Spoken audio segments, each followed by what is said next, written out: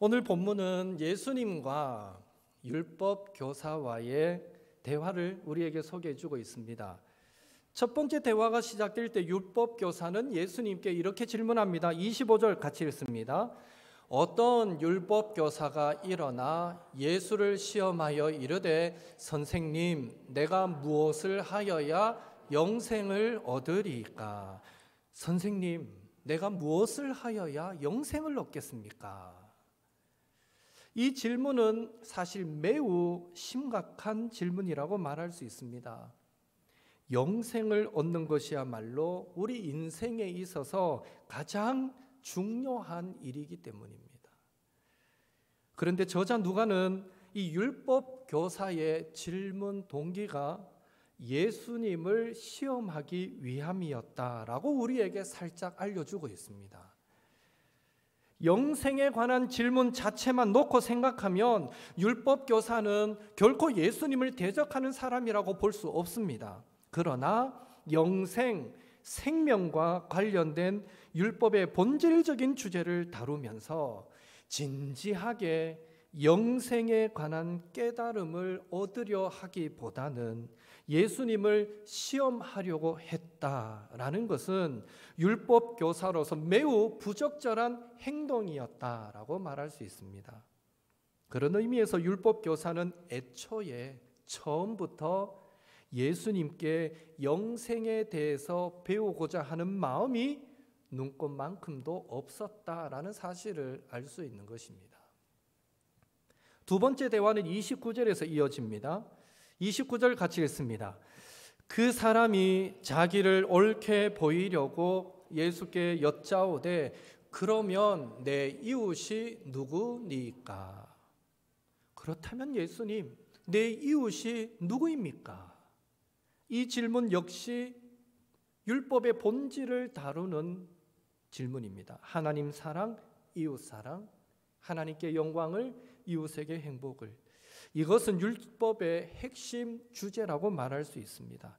그런데 저자 누가는 이 율법 교사의 질문 동기가 자기를 옳게 보이기 위함이었다라고 또 우리에게 살짝 알려주고 있습니다. 이웃사랑과 관련된 율법의 본질적인 주제를 다루면서 예수님과의 대화를 통해서 혹시 내가 놓치고 있는 이웃이 있는가 생각하며 이웃의 의미를 더 깊이 깨닫고 이해하려 하기보다는 자기를 옳게 보이려고 했다라는 것은 이 역시 율법 교사로서 매우 부적절한 행동이었다라고 말할 수 있습니다. 그런 의미에서 지금 율법 교사는요, 이미 이웃에 관한 자기만의 분명한 기준이 있고 그 기준 안에서 자신은 최선을 다하고 있다라고 자만하고 있으며 그렇기에 애초에 예수님께 이웃에 대한 배움을 얻고 순종하고자 하는 마음이 눈꽃만큼도 없었다라는 사실을 알 수 있는 것입니다.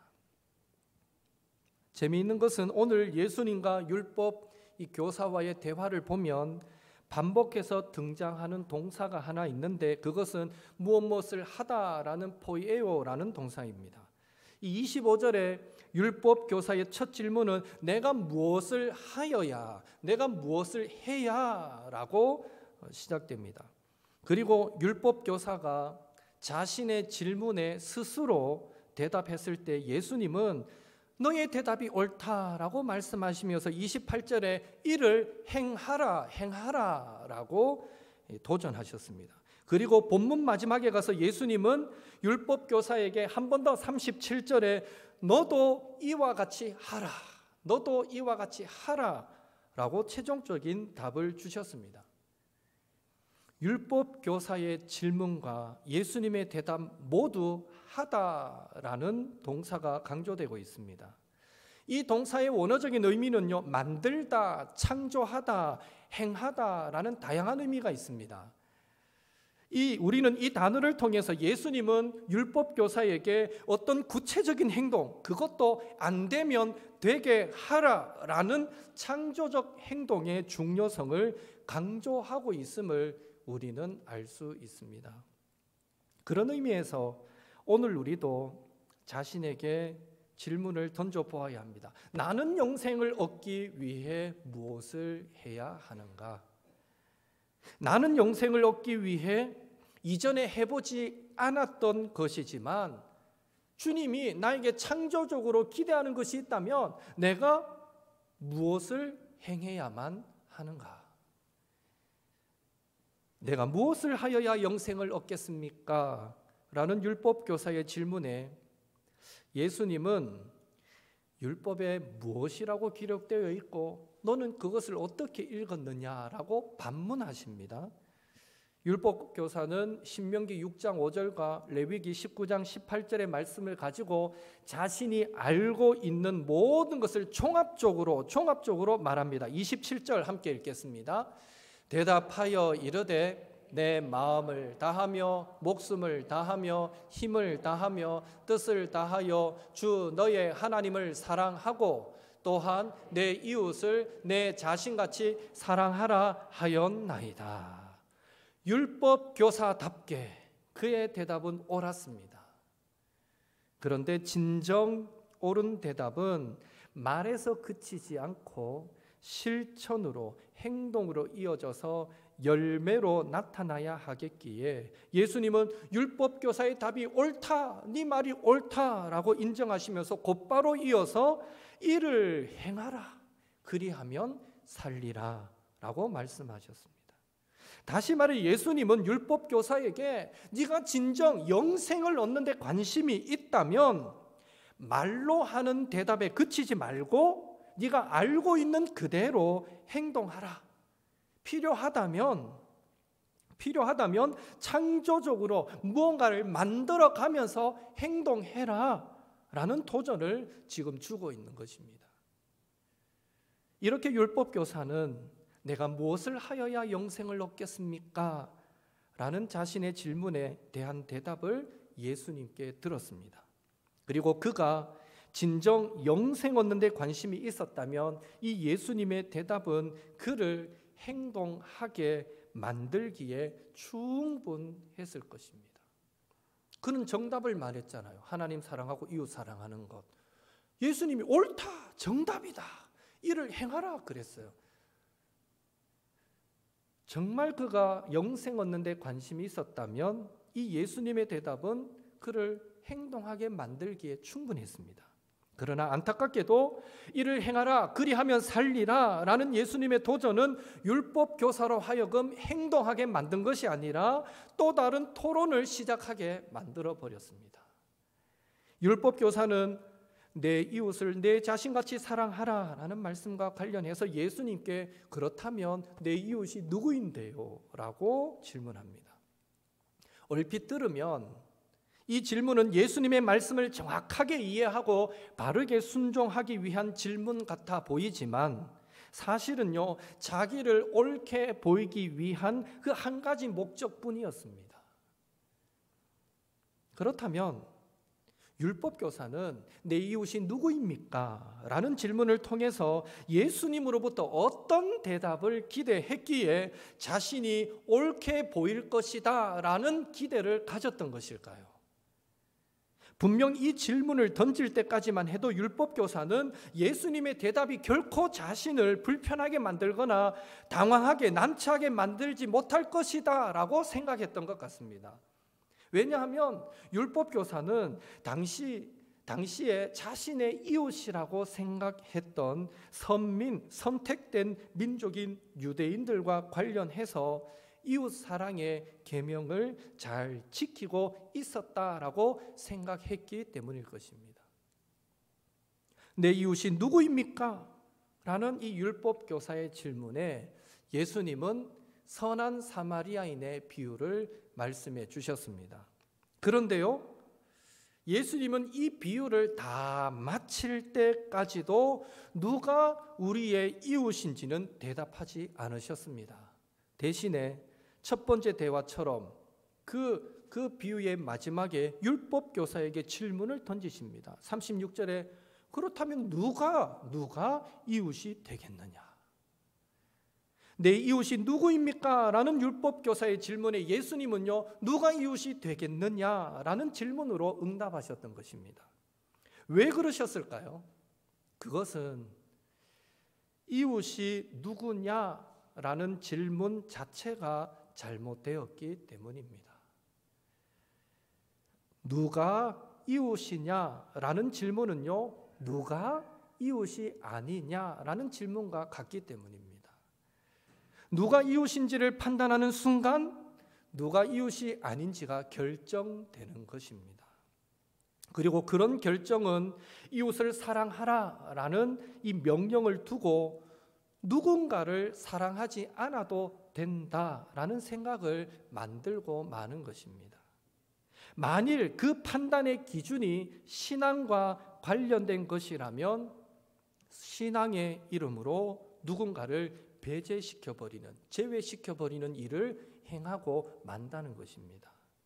결국 배제를 정당화하는 논리를 만들어내는 것이 누가 이웃입니까? 라는 율법교사의 질문이었던 것입니다. 그래서 예수님은 누가 이웃입니까? 라는 질문에 답하지 않으시는 것을 통해서 배제를 통해 만들어내는 그런 신앙은 옳지 않다라는 것을 지금 강조하고 계신 것입니다.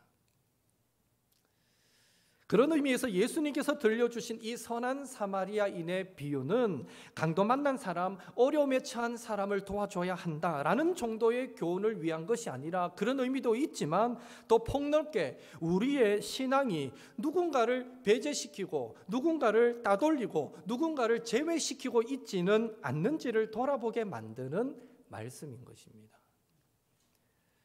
우리 가운데는 혹 어떤 분들은 설마 신앙이 배제를 만들어낼 수 있겠습니까? 설마 신앙이 분열과 따돌림을 만들 수 있겠습니까? 라고 반문하고 싶은 성도님들이 계실 수도 있습니다. 하지만 놀랍게도 유대인들에게는요, 이 신앙과 배제가 그리 어색한 짝이 아니었다라는 사실을 우리는 기억해야 합니다. 한 예로 니느웨의 회개를 억울해했던 요나를 기억하십니까? 하나님이 니느웨 백성을 살리기 위해서 요나에게 너 니느웨로 가서 회개를 선포해라 할 때 요나가 죽어도 못합니다 하고는 다시스로 가는 배를 탔다가 물고기 뱃속에서 3일을 고생하고는 살려주십시오, 이제는 뭐 하란 대로 하겠습니다 했을 때 물고기가 팍 내뱉었는데 니느웨 땅에 떨어졌어요. 그리고 하루 길을 못 가서 회개를 선포했더니 3일 길에 그 큰 성읍이 하나님 앞에 회개하고 돌이켰지 않습니까? 이때 요나가 보였던 반응이 뭡니까? 내가 이럴 줄 알았다는 거예요.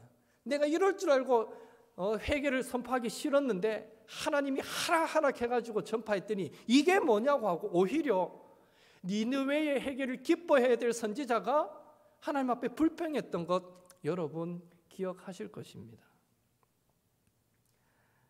요나의 신앙에는 아수르 사람들, 니느웨 사람들이 철저히 배제되어 있었던 것입니다. 하나님 그 사람들은 하나님 믿으면 안 되는 사람이고 회개하고 용서받으면 안 되는 사람입니다 라고 철저히 제외되어 있던 사람이었다라는 것이죠. 충분히 신앙을 가지고도 배제가 가능하더라라는 예를 보여준 겁니다. 마찬가지로 30절부터 오늘 본문 30절부터 소개되는 선한 사마리아인의 비유도 이 신앙이 배제를 만들어낼 수 있다라는 것을 세 가지 요소를 통해서 우리에게 극적으로 보여줍니다. 첫째로 예수님은 이 선한 사마리아인의 이 비유에서 강도를 만나 거의 죽게 된 사람을 어떤 사람이라고 표현하고 있고요. 그 어떤 사람의 모습을 통해서 누가 우리의 이웃인가를 보여주고 있습니다. 이 비유에는 어떤 사람이 이스라엘 사람인지 이방인인지 또 율법교사의 질문처럼 그의 사랑의 대상의 위치에 있는 사람인지 아닌지 구분할 방법이 전혀 없습니다. 그런 정보를 전혀 제공하지 않습니다. 어떤 사람은 그저 한 사람일 뿐이고요. 특히 도움을 필요로 하는 사람일 뿐입니다. 결국 비유에 등장하는 어떤 사람의 존재는 율법 교사의 질문 방향이 잘못되었음을 단적으로 드러내고 있는 것입니다. 율법 교사의 관심과 달리 강도 만난 자가 이웃이 될 만한 사람인지 아닌지 알 수 없었다라는 것은 사랑을 행할 때에 누가 이웃인지 아닌지 판단할 필요가 없다라는 의미를 우리에게 말해주고 있는 것입니다. 사람은 그저 사람이라는 이유만으로, 도움이 필요하다는 이유만으로 사랑과 돌봄을 받아야만 한다라는 것입니다. 그런 의미에서 참된 신앙의 뿌리 내린 참 사랑은 아무도 배제시키지 않고 아무도 제외시키지 않고 사람이라는 이유로 사랑하는 것이다 라고 말할 수 있습니다. 둘째로 예수님은 선한 사마리아인의 비유에 등장하는 이 종교 지도자들의 모습을 통해서 종교성이 이웃 사랑과 관계가 없을 수도 있다라는 것을 보여줍니다. 30절이 끝났을 때 이 어떤 사람의 상태는요 매우 심각했습니다. 그는 벌거 벗겨졌고 맞아서 생긴 상처도 심했습니다. 한마디로 거의 죽은 상태가 되어 있었습니다. 이런 상황에서 31절은 마침이라는 말로 시작합니다. 때마침 이런 말로 시작합니다. 이 표현은요 절망적인 상태에서 뭔가 새로운 가능성이, 새로운 희망이 생길 것 같은 기대를 우리에게 불러 일으켜 주고 있습니다. 아니나 다를까 죽어가는 그 어떤 사람 근처에 먼저 한 제사장이 등장합니다. 그런데 그 제사장은 죽어가는 사람을 보고는 피하여 지나가 버립니다. 다행스럽게도 또 금방 다른 사람이 등장하는데 이번에는 레위인입니다. 레위인도 제사장만큼이나 유대인들의 종교의식에 중요한 역할을 감당하는 사람입니다. 그러나 그도 강도 만난 자를 보고는 피하여 지나가고 맙니다. 여러분, 왜 제사장과 레위인은 죽어가는 사람을 그냥 내버려 둔 채 피하여 지나갔을까요? 자신도 우물쭈물 하다가는 강도 만날 것 같다라는 두려움 때문이었을까요? 실제로 그랬습니다. 이 시대에 역사적 남겨진 자료에 의하면 이 강도들이 사람을 거의 죽을 만큼 패서 딱 길에 던져놓고는 숨어서 매복하고 있습니다. 혹 지나가는 사람이 돕겠다고 서면 또 그 사람을 잡아서 강도짓을 했습니다. 이게 역사적으로 그런 자료가 있습니다. 그래서 이런 사실을 알기 때문에 내가 괜히 돕는다고 얼쩡거렸다가 나도 강도 만나면 어떻게 하지? 그 두려움 때문이었을까요? 아니면 종교의식을 담당하는 자들로서 죽어가는 사람 딱 봐서 죽었던 것 같았거든요. 그러니까 시체를 만져서 부정해질 것에 대한 두려움 때문이었을까요? 아니면 이들은 원래부터 동정심이 없는 사람이었을까요? 본문이 명확한 답을 알려주지는 않지만 분명한 사실 한 가지는 거의 죽게 된 어떤 사람에게 종교 지도자들은 아무런 도움이 되지 못했다라는 것입니다. 죽어가는 사람에게 도움을 주지 못하는 종교 지도자와 그들의 신앙, 죽어가는 자들에게 도움이 되어주지 못하는 기독교인과 그들의 신앙은 사람들에게 세상에 도대체 어떤 의미가 있겠습니까? 지금 예수님은 제사장과 레위인의 예를 들어서 삶의 무게로 지쳐있는 사람들에게 도움이 되어주지 못하는 성도와 그들의 신앙은 아무런 의미가 없다라는 것을 말씀해 주고 계시는 것입니다. 셋째로 예수님은 선한 사마리아인의 비유에 등장하는 사마리아인의 모습을 통해서 누가 선한 이웃, 좋은 이웃인가를 보여주고 있습니다. 제사장과 레위인이 기대에 못 미쳤다면 이제는 순서상 누가 등장하는 게 맞겠습니까? 평범한 유대인 정도 등장하면 맞습니다. 제사장, 그 다음에 레위인, 이들은 종교 지도자 그룹이었다면 그렇지 않지만 또 그들과 함께 신앙생활하는 유대인들 정도 등장하면 순서가 맞습니다. 그러나 예수님은 유대인을 건너뛰어버리고 바로 사마리아 사람을 뜻밖에도 등장시킵니다. 그리고 그 사마리아 사람은 유대 종교 지도자들과 전혀 다르게 강도 만나 거의 죽게 된 자에게 자비를 베풀고 있습니다. 그것도 너무나 세밀하고 자비롭게 그리고 관대하게 죽어가던 어떤 사람을 살려내고 있습니다. 예수님은 사마리아 사람을 누군지 정체를 알 수 없는 사람에게 자비를 베푸는 자로 지금 묘사하고 있는 것입니다. 사마리아 사람에 대한 예수님의 묘사는 이 율법 교사에게 엄청난 충격이었을 것입니다. 당시 유대인들은 사마리아 사람 앞에 선하다, 그들은 좋은 사람이다 라는 말을 붙이는 것을 도무지 상상할 수 없었기 때문입니다. 사마리아 사람과 함께 식사하는 것은 그들이 부정하게 여겼던 돼지, 그 돼지를 먹는 것만큼이나 유대인들에게는 부정한 일이었습니다. 유대인들은 사마리아 사람들을 기생충, 해충, 치명적인 세균, 오늘날로 치면 코로나 바이러스 같은 존재로 대우했고, 심지어 하나님은 사마리아 사람을 죽이는 것은 허락하실 거야 라고 생각할 정도로 유대인들은 사마리아인들을 경멸했습니다. 그래서 율법교사도 누가 강도 만난 자의 이웃이 되겠느냐라고 예수님께서 질문하셨을 때에 그 질문에 차마 자신의 입으로 사마리아 사람이라고 말하기가 싫어서 자비를 베푼 자니다라고 돌려서 말하기까지 했던 것입니다. 그런 의미에서 유대인들에게 개돼지 취급받으며 철저히 이 하나님의 사랑을 받을 자격이 없어, 구원받을 자격이 없어라고 배제시켜버렸던 그 사마리아 사람이 유대 종교 지도자들을 제치고 자비를 베푸는 주인공으로 묘사되는 이 예수님의 선한 사마리아인의 비유는 누가 자신의 이웃이고 아니고를 엄격하게 구분하는 유대인들의 세계관에 엄청난 도전이 되었다라고 말할 수 있습니다.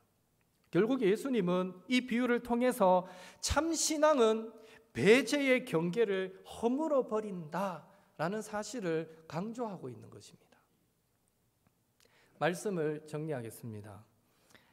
오늘 예수님과 율법교사의 대화는 어려움에 처한 사람을 도우라라는 정도의 교훈에 그치지 않고 내 이웃이 누구인지를 질문하면서 끊임없이 여기까지는 내 이웃, 여기부터는 내 이웃 아니야 라고 그렇게 배제의 경계를, 제외의 경계를 확인하는 우리의 타락한 사랑의 세계관을 변화시키라라는 강력한 도전을 주고 있습니다. 그런 의미에서 오늘 우리의 이웃 사랑의 모습은 어떠합니까? 요나가 하나님 저 니느웨 사람, 우리 민족에게 어떻게 했던 사람인데, 저 민족이 어떤 민족인데 하면서 그들이 용서받고 구원받는 것을 꺼려했던 것처럼 혹시 우리도 하나님 저 사람이 어떤 사람인데, 저 사람이 얼마나 평소에 하나님과 예수님을 가짜라고 욕하던 사람인데, 얼마나 교회를 욕하던 사람인데, 얼마나 예수 믿는 사람 막 모욕 주고 부끄러움 주고 핍박했던 그런 사람인데 하면서 우리의 이웃에서 배제시켜버린 사람이 있지는 않는지요.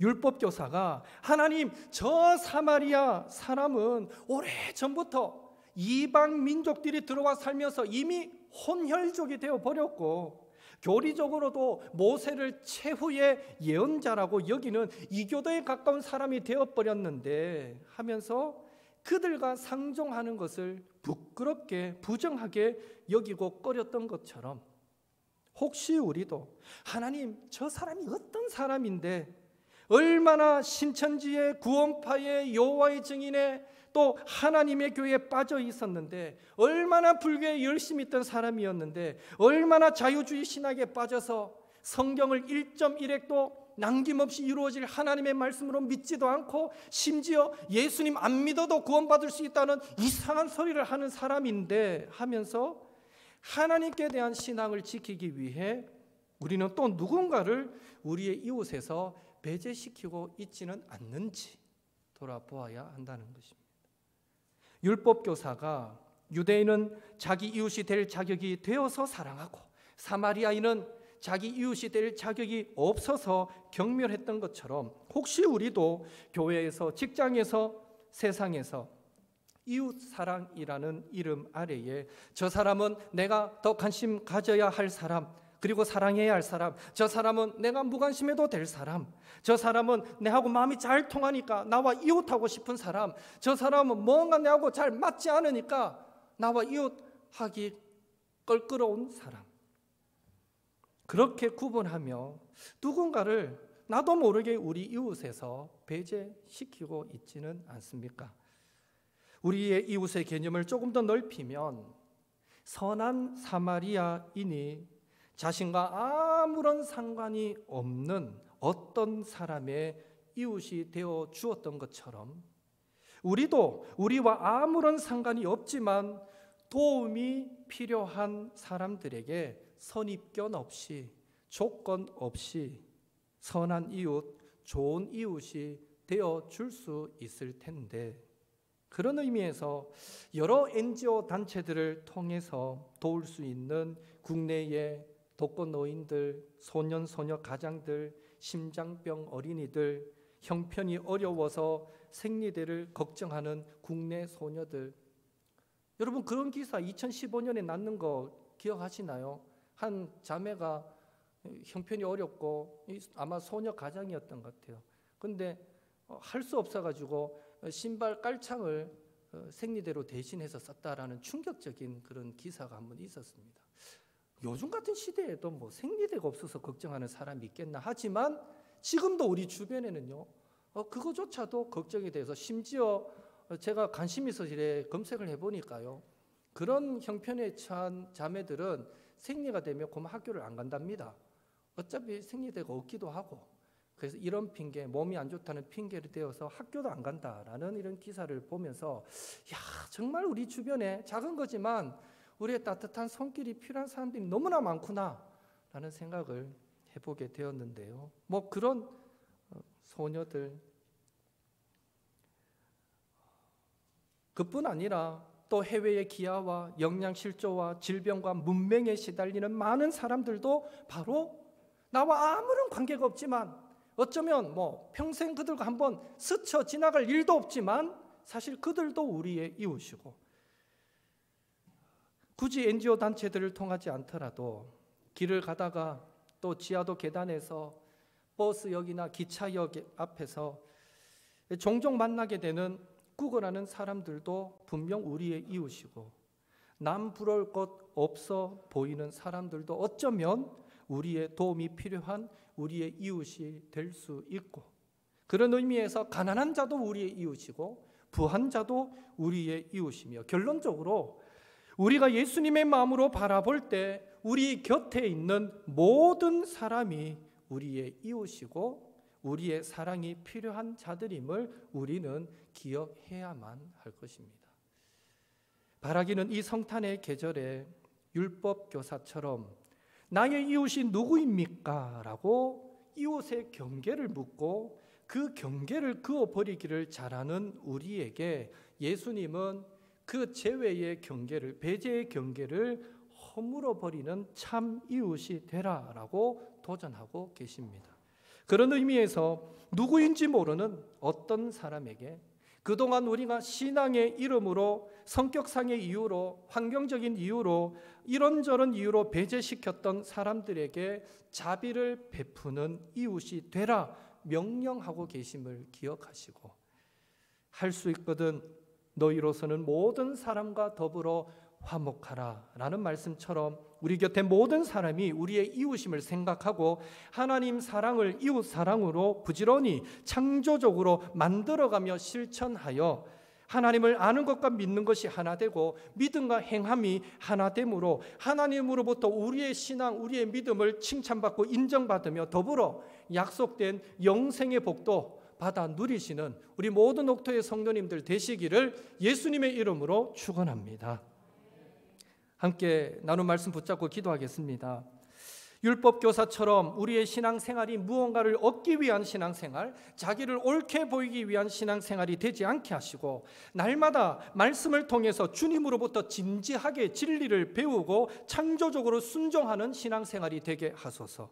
선한 사마리아인처럼 우리도 배제시키고 제외시켜버리는 그 경계를 허물어버리고 주변에 어떤 사람이 그저 사람이라는 이유만으로, 도움이 필요하다는 이유만으로 사랑과 돌봄을 실천할 수 있는 선한 이웃이 되게 하소서. 할 수 있거든 모든 사람과 더불어 화목하라 라는 말씀에 순종하여 하나님 사랑을 이웃 사랑으로 실천하여 믿음과 행함이 하나 된다고 하나님께 칭찬받고 더불어 영생의 복도 받아 누리는 성도 되게 하옵소서. 우리 나눈 말씀 붙잡고 하나님, 내가 참 이웃으로 살겠습니다. 한번 기도하시고요. 더불어 코로나 시국이 날로 심각해져 갑니다. 하나님, 이 코로나 속히 종식하여 주시고 또 한 주간 살아갈 때 우리 성도들 코로나로부터 건강과 안전을 지켜 보호하여 주옵소서. 우리 또 코로나를 위해서, 빠른 종식을 위해서도 함께 기도하겠습니다. 같이 합심해서 기도합니다. 사랑의 하나님, 오늘 예수님과 율법교사의 그 대화를 통해서 참 이웃이 된다는 것이 무엇인가를 한 번 더 고민하고 생각할 수 있게 하심을 감사드립니다. 아버지여, 나도 모르게 이웃과 아닌 것의 그 경계를 정해버리고 나름 하나님의 사랑을 실천한다 하면서도 그 이웃 사랑의 실천이 또 다른 사람을 배제시키고 또 다른 사람을 제외시키고 소외시키는 그런 일을 만들어버리지는 않았는지, 이전에 우리가 살아왔던 삶의 모습이 그러하지는 않았는지 이 시간 돌아보게 됩니다. 주여, 간절히 소망합니다. 이후로는 우리가 아버지여 사람이라는 이유로 사랑할 수 있게 도와주시옵소서. 그저 내 옆에 있는 그 사람이 아버지여 도움이 필요한 사람이라는 이유 때문에 사랑과 돌봄을 실천할 수 있는 저희들이 되게 도와주시옵소서. 심지어는 아버지 나와 만날 일이 없고 나와 스쳐 지나갈 일이 없는 사람이라 할지라도 그 사람이 도움이 필요하다는 이유로 그들의 이웃이 되어줄 수 있는 저희들이 될 수 있도록 주님 도와주시옵소서. 하나님 아버지, 이 비유를, 선한 사마리아의 비유를 통해서 예수님을 철저히 우리가 그리스도 예수의 이름으로 우리 주변의 모든 자들에게 주님의 사랑을 실천하며 살아가라고 말씀합니다. 가난한 자도 우리의 이웃이고 부한 자도 우리의 이웃이고 아버지 실패하여 쓰러진 자도 우리의 이웃이고 성공하여 아버지 당당한 그들도 우리의 이웃이며 아버지 모든 자들이 우리의 이웃이라는 것, 그리고 그 어떤 사람도 사랑을 받지 않아도 될 만큼 그런 넉넉한 사람이 없다는 것 우리가 기억하게 도와주시고, 먼저는 우리가 늘 그리스도 예수 안에서 주님으로부터 부어지는 그 사랑이 충만할 수 있게 도와주시고, 더 나아가 아버지 우리에게 맡겨주신 많은 이웃들, 그 이웃은 나의 가족이 될 수도 있고 그 이웃은 내 교회 성도들이 될 수 있고 그 이웃은 직장 동료들이 될 수 있고 그 이웃은 스쳐 지나가는 많은 사람들이 될 수 있는데 아버지 그 많은 사람들에게 주님의 사랑 실천하며 살아가는 저희들 되게 주여 인도하여 주시옵소서. 나도 모르게 경계를 정하고 나도 모르게 아버지 이웃과 아닌 것을 정하여 살아감으로 말미암아 세상 사람들의 눈에 비춰질 때 예수 믿는 사람들도 마찬가지다라는 그런 잘못된 인식을 심어주지는 않았는지 모르겠습니다. 주여, 오늘 우리에게 은혜를 베풀어 주시고 이후로도 살아갈 때에 나도 모르게 또 선을 긋는 일이 생길 때 그때마다 깨어 부수게 도와주시고 철저히 그리스도 예수의 마음으로 주님의 사랑을 실천하게 도와주시며, 특별히 성탄의 계절에, 특별히 이 추운 겨울 날씨에 고통받는 많은 이웃들이 있을 수 있음을 기억하고 우리가 더 너그러운 마음으로, 더 따뜻한 마음으로 그 사랑 실천하며 살아가는 아름다운 녹토의 성도들이 되도록 주여 인도하여 주시옵소서. 하나님, 코로나 아버지 빨리 종식되어지기를 원합니다. 아버지 수천 명의 확진자들이 생기고 많은 사람들의 고통받는 모습을 뉴스를 통해 듣게 됩니다. 하나님 아버지, 이러한 때 이 한 주간을 또 우리가 살아가야 하는데 하나님, 우리 모든 성도들 그 직장생활, 사회생활 지켜주시고 아버지 어떤 위협의 순간들에서도 아버지 건강과 안전이 보호되어질 수 있도록 하나님이 불꽃 같은 눈동자로 지켜보아여 주시옵소서. 속히 코로나의 문제가 종식되어지게 하시고 이 세계에서 아버지 코로나가 더 이상 치명적이고 위험적인 바이러스로 남지 않도록 주여 역사하여 주시며, 이제는 모두가 일상을 아버지 회복하는 날이 속히 돌아오도록 주여 도와주시고 역사하여 주시옵소서. 하나님, 누가 내 이웃입니까? 진지하게 질문을 가지는 것, 그것도 사실은 의미 있지만 자꾸 우리는 내 이웃과 아닌 사람을 나도 모르게 구분하기를 좋아했었던 것을 이 시간 주님 앞에 고백하며 회개합니다. 하나님, 이후로 우리 옥토교의 성도들 이 땅에 살아갈 때에, 세상에서 살아갈 때에 내 곁에 있는 그 사람이 내 이웃이고, 또 지금 당장 도움이 필요하고 지금 당장 따뜻한 위로와 격려의 말이 필요한 그들이 바로 내 이웃이고, 그들이 나와 관계가 있든지 없든지 내 곁에 그들이 있다면 그들이 바로 내 사랑을 실천해야 될 이웃이라는 사실을 항상 기억하면서 주변 많은 사람들에게 그리스도 예수의 이름으로 사랑을 아름답게 실천하며 살아가는 참된 이웃, 좋은 이웃, 선한 이웃으로 살아가는 우리 옥토의 모든 성도들 되도록 주여 인도하여 주시옵소서. 믿고 의지하오며 예수님의 이름으로 기도하옵나이다. 아멘.